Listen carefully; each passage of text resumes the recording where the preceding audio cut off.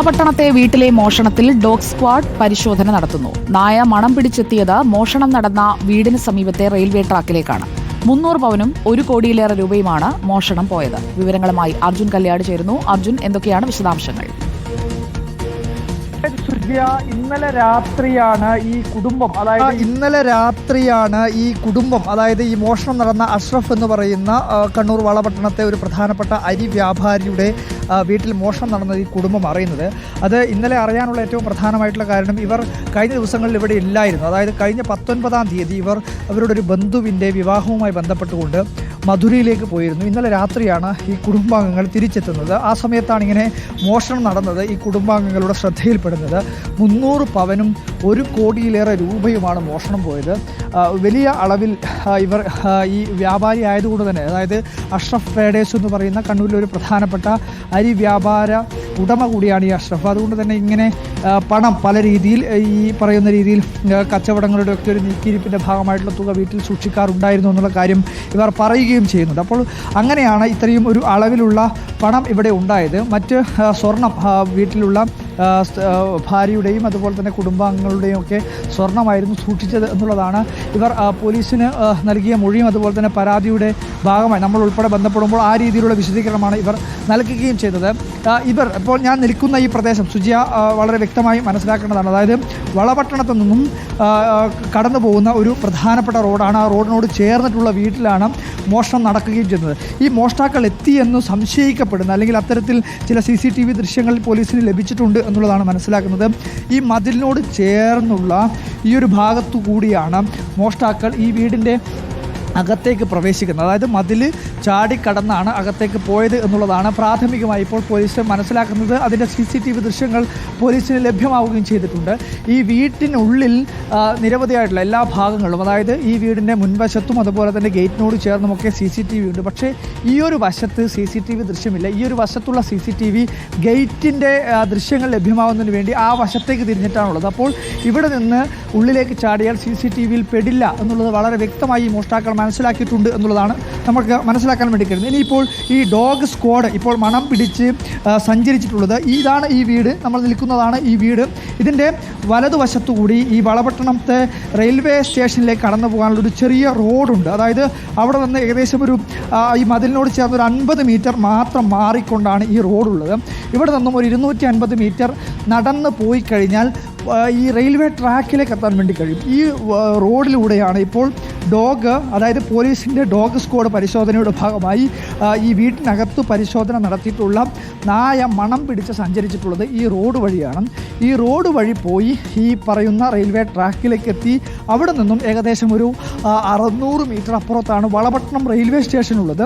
ആ റെയിൽവേ സ്റ്റേഷൻ്റെ ഭാഗത്തേക്ക് ഡോഗ് എത്തിയിട്ടുണ്ട് എന്നുള്ളതാണ് ഇപ്പോൾ നമുക്ക് മനസ്സിലാക്കാൻ വേണ്ടി കഴിയുന്നത്. അതായത് ഈ റോഡിലൂടെയാണ് ഈ മോഷ്ടാക്കൾ സഞ്ചരിച്ചത് എന്നുള്ളതാണ് ഇപ്പോൾ പോലീസിൻ്റെ പ്രാഥമികമായിട്ടുള്ള നിഗമനം. വളപട്ടണം പോലീസ് സ്റ്റേഷനിൽ ഈ മോഷ്ടാക്കൾ എത്തി അവിടെ നിന്നും ട്രെയിൻ മാർഗം മറ്റെവിടത്തേക്കെങ്കിലും സഞ്ചരിച്ചിട്ടുണ്ടാവാം എന്നുള്ളതാണ് പോലീസിൻ്റെ നിഗമനം. എന്തായാലും പ്രത്യേക അന്വേഷണ സംഘം ഇപ്പോൾ പോലീസിൻ്റെ നേതൃത്വത്തിൽ രൂപീകരിച്ചിട്ടുണ്ട്. നേരത്തെ ഇവിടെ സ്ഥലം സന്ദർശിച്ചിട്ടുള്ള റൂറൽ SP ഉൾപ്പെടെ അക്കാര്യം വ്യക്തമാക്കുകയും ചെയ്തിട്ടുണ്ട്. ഈ വീട്ടിലെ CCTVക്ക് പുറമെ ഈ കടന്നു വരുന്ന ഈ റോഡിൽ, അതായത് നമ്മളിപ്പോൾ കടന്നു വന്നിട്ടുള്ള ഈ റോഡിൽ ഒരു ചെറിയൊരു വ്യാപാര സ്ഥാപനമുണ്ട്. ആ വ്യാപാര സ്ഥാപനത്തിൻ്റെ ഒരു CCTV മാത്രമാണ് ഇവിടെ കാണാൻ വേണ്ടി കഴിയുക. അതായത് ഇവിടെ ഒരു ഗ്ലാസ് കമ്പനിയാണ്. ഈ ഗ്ലാസ് കമ്പനിയുടെ ഒരു CCTV നമുക്ക് കാണാൻ വേണ്ടി കഴിയും. ഈ CCTV ദൃശ്യങ്ങളിൽ ഇപ്പോൾ പോലീസ് പരിശോധന നടത്തുന്നുണ്ട്. പോലീസിൻ്റെ സംഘം ഇപ്പോൾ ആ CCTVയുടെ ഹാർഡ് ഡിസ്ക് ഉൾപ്പെടെ പരിശോധിക്കുകയാണ് എന്നുള്ളതാണ് നമ്മൾ മനസ്സിലാക്കുന്നത്. അതിന് പുറമെ ഈ റോഡിൻ്റെ ഏറ്റവും എൻഡിൽ, അതായത് റെയിൽവേ ട്രാക്കിലേക്ക് ഇറങ്ങുന്ന ആ സ്റ്റെപ്പിൻ്റെ അവിടെ ഒരു സ്റ്റെപ്പുണ്ട്. ആ സ്റ്റെപ്പിന് തൊട്ട് അടുത്തുള്ള വീട്ടിൽ 2 CCTV ഉണ്ട്. ആ CCTV ദൃശ്യങ്ങളും ഇപ്പോൾ പോലീസ് പരിശോധിക്കുന്നുണ്ട്. അവിടെ ഈ 20-ാം തീയതി 8 മണി എന്ന് പറയുന്ന സമയമാണ് ഇപ്പോൾ പോലീസിൻ്റെ സംശയമായി ഇപ്പോൾ പറയപ്പെടുന്നത്. അതായത് 8 മണിയോടുകൂടി ഈ മോഷ്ടാക്കൾ വീട്ടിലേക്ക് എത്തിയിട്ടുണ്ട് എന്നുള്ളതാണ് പോലീസിൻ്റെ നിഗമനം. അതിനുശേഷം വേറൊരു 10 മണിക്ക് മുൻപായി ഇവിടെ നിന്നും ഈ മോഷണത്തിന് ശേഷം മടങ്ങിയിട്ടുള്ളത്. അതായത് 1-2 മണിക്കൂറുകൾ മാത്രമാണ് ഇവർ ഇവിടെ ചെലവഴിച്ചിട്ടുള്ളത് എന്നുള്ളതാണ് ഇവർ പറയുകയും ചെയ്തത്. അപ്പോൾ ഈ വഴി കടന്നു പോയിട്ടുണ്ട് എങ്കിൽ ഒരു സ്വാഭാവികമായും ഒരു 10 മണിക്ക് ശേഷം, അതായത് 10 മണിക്കോ 11 മണിക്കോ ഒക്കെ, ഒരു പക്ഷേ രാത്രി 10 മണിക്കോ 11 മണിക്കോ ഒക്കെ ഇതുവഴി കടന്നു പോകാനുള്ള സാധ്യതയാണ് ഇപ്പോൾ പോലീസ് പരിശോധിക്കുന്നത്. CCTV ദൃശ്യങ്ങളാണ് പ്രാഥമികമായി പോലീസ് പരിശോധിക്കുന്നത്. ഈ ഡോഗ് ഇപ്പോൾ ഈ വളപട്ടണം റെയിൽവേ സ്റ്റേഷൻ്റെ ആ ഭാഗത്തേക്ക് ഈ മണം പിടിച്ച് സഞ്ചരിച്ച്, അതായത് വീടിൽ നിന്നും ഡോഗ് കടന്നു വരുന്നു, ഈ റോഡ് വഴി ഇങ്ങനെ സഞ്ചരിച്ച് ഈ റെയിൽവേ ട്രാക്കിലേക്ക് എത്തി. അവിടെ നിന്നും ഏകദേശം 600 മീറ്റർ അപ്പുറത്തുള്ള വളപട്ടണം റെയിൽവേ സ്റ്റേഷനിലേക്ക് ഈ ഡോഗ് എത്തി. ആ ഡോഗ് ഇപ്പോൾ എന്തായാലും തിരിച്ച് ഇവിടത്തേക്ക് എത്തിയിട്ടുണ്ട്. അപ്പോൾ ഇവിടത്തേക്ക്, അതായത് വളപട്ടണം റെയിൽവേ സ്റ്റേഷനിലേക്കാണ് ഈ മോഷ്ടാക്കൾ എത്തിയിട്ടുള്ളത് എന്നുള്ളൊരു പ്രാഥമികമായിട്ടുള്ള വിലയിരുത്തലാണ് ഇപ്പോൾ അന്വേഷണ സംഘത്തിനുള്ളത്, പോലീസിനുള്ളത്. എന്തായാലും 300 പവനും 1 കോടിയിലേറെ രൂപയും എന്നുള്ളത് ഞെട്ടിക്കുന്ന ഒരു സംഖ്യയാണ്.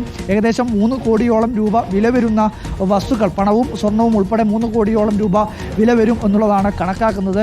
അതിലധികം ഉണ്ടാവാം എന്നുള്ളതാണ് പോലീസും പറയുന്നത്. അതായത് കൃത്യമായ രീതിയിലുള്ള ഈ വ്യാപാരത്തിൻ്റെയൊക്കെ നീക്കിയിരിപ്പായി വരുന്ന തുക കൃത്യമായി എണ്ണിത്തിട്ടപ്പെടുത്തില്ല. 1 കോടിയിലധികം എന്നുള്ളതാണ് ഈ പരാതിയിൽ ഉൾപ്പെടെ സൂചിപ്പിക്കുന്നത്. കൃത്യമായ ഒരു സംഖ്യ ഈ പരാതിയിലും വ്യക്തമാക്കുന്നില്ല. പക്ഷേ ഇപ്പോൾ പ്രാഥമികമായി ഇപ്പോൾ പോലീസും അതുപോലെ തന്നെ പരാതിക്കാരനുമെല്ലാം വ്യക്തമാക്കുന്നത് 3 കോടിയിലേറെ വില വരുന്ന പണവും സ്വർണവും ഉൾപ്പെടെ 3 കോടിയിലധികം രൂപ വില വരാം എന്നുള്ളതാണ് ഇപ്പോൾ പറയപ്പെടുന്നത്. എന്തായാലും വലിയ ഞെട്ടിപ്പിക്കുന്ന ഒരു കവർച്ചയാണ് കണ്ണൂർ വളപട്ടണത്ത് നടന്നിട്ടുള്ളത്. 300 പവനും 1 കോടിയോളം രൂപയുമാണ് കവർച്ച നടത്തിയിട്ടുള്ളത്. 3 അംഗങ്ങളാണ് ഈ സംഘത്തിലുള്ളത് എന്നുള്ളതാണ് പ്രാഥമികമായിട്ടുള്ള ഒരു വിലയിരുത്തലായിട്ട് വന്നിരിക്കുന്നത്.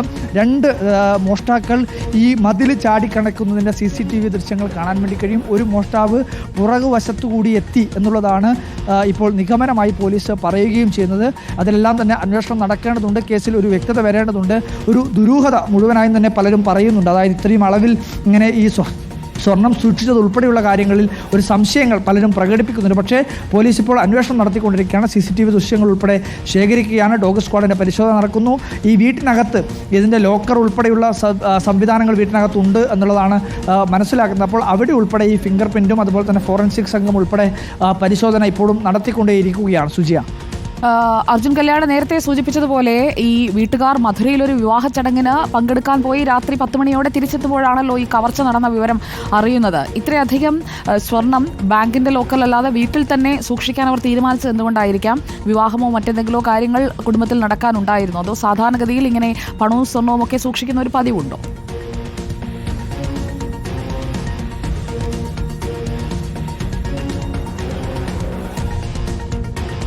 അർജുൻ കല്യാട്, കേൾക്കാമെന്ന് കരുതുന്നു.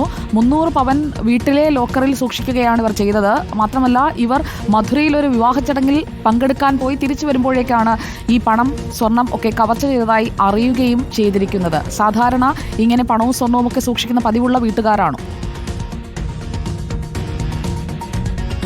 അതായത് സുജി, അതായത് നമുക്കതിനകത്ത് പറയാനുള്ളത് 19-ാം തീയതി, അതായത് ഈ മാസം 19-ാം തീയതിയാണ് ഇവർ ഈ തമിഴ്നാട് മധുരയിലുള്ള ഇവരുടെ ഒരു ബന്ധുവിൻ്റെ വിവാഹ ചടങ്ങിന് വേണ്ടി ഇവിടെ നിന്ന് പോകുന്നത്. തൊട്ടടുത്ത ദിവസം 20-ാം തീയതി എന്ന് നമ്മൾ പറയുന്നത് പോലീസിൻ്റെ സംശയമാണ്. CCTV ദൃശ്യങ്ങളിൽ 20-ാം തീയതിയാണ് എന്നുള്ളതാണ് നമുക്ക് ലഭ്യമാവുന്ന വിവരം.